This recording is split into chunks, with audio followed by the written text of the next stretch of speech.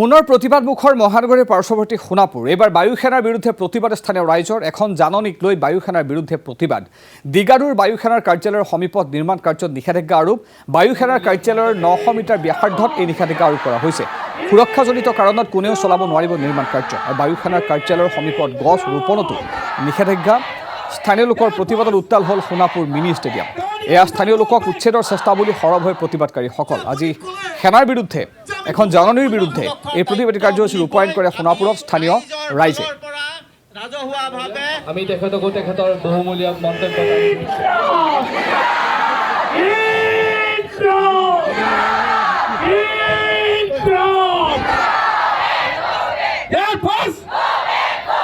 যেটো নোটিফিকেশন ইয়াতে জাৰি কৰা হৈছে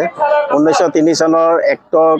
আধাৰ হিচাপে কৰি 2010 চনত পাব্লিছ কৰা এটা নোটিফিকেশনক লৈ পেলাই এতিয়া আমাৰ সোণাপুৰৰ বায়ুসেনা ঘাটিৰ চাৰিওফালে থকা মানুহখিনিলৈ নোটিছ জাৰি কৰা হৈছে এই নোটিছখন জাৰি কৰিছে আমাৰ সমজিলা আয়ুক্তৰ অফিচৰ পৰা কাৰ্যালয়ৰ পৰা আৰু তেওঁলোকে বিভিন্ন ধৰণে বিভিন্নজন মানুহক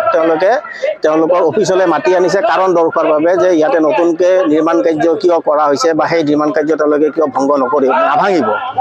তো এই ক্ষেত্ৰত আমাৰ ৰাইজৰ ইয়াতে আপত্তি আছে ৰাইজে আপত্তি দৰ্শাই সমজিলা আয়ুক্তক লগ ধৰিছে ইয়াৰ আগতে আপোনালোকে দেখিছে আজিৰ পৰা 10-12 দিন আগতে সমজিলা আয়ুক্তলৈ ৰাইজৰ সমদল গৈ তেওঁলোকক স্মাৰকপত্ৰ দিয়া গৈছে যে এই ধৰণৰ নোটিফিকেশন বন্ধ কৰিব লাগে ৰাইজক কৰা হাৰাশাস্তি বন্ধ কৰিব লাগে কিন্তু তাৰ পিছতো আমি সমজিলা আয়ুক্তৰ ফালৰ পৰা কোনো ধৰণৰ সঁহাৰি পোৱা নাই দিগাৰু এয়াৰফৰ্চৰ যি সমীপৱৰ্তী অঞ্চল সমগ্ৰ সোণাপুৰ অঞ্চলটো হৈছে এটা জনজাতীয় আৱেষ্টনী অঞ্চল কাৰণ এই অঞ্চল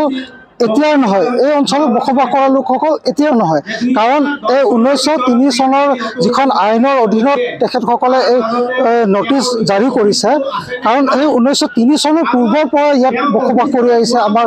সোণাপুৰ দিগাৰু ষ্টেচনৰ সমীপৱৰ্তী অঞ্চলৰ ৰাইজসমূহে তো গতিকে এই নোটিফিকেশ্যনখন আমি আহ্বান কৰিম প্ৰশাসনক আহ্বান কৰিম কেন্দ্ৰীয় প্ৰতিৰক্ষা মন্ত্ৰালয়ক আমি আহ্বান কৰিম যাতে এই নোটিফিকেশ্যনখনক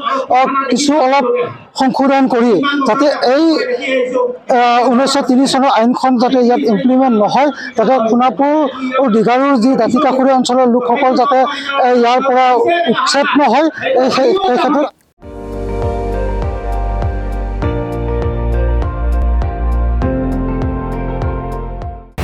আপুনি চাই আছে ND24 সৰ্বশ্ৰেষ্ঠ নহয় সৰ্বোত্তমৰ দৌৰ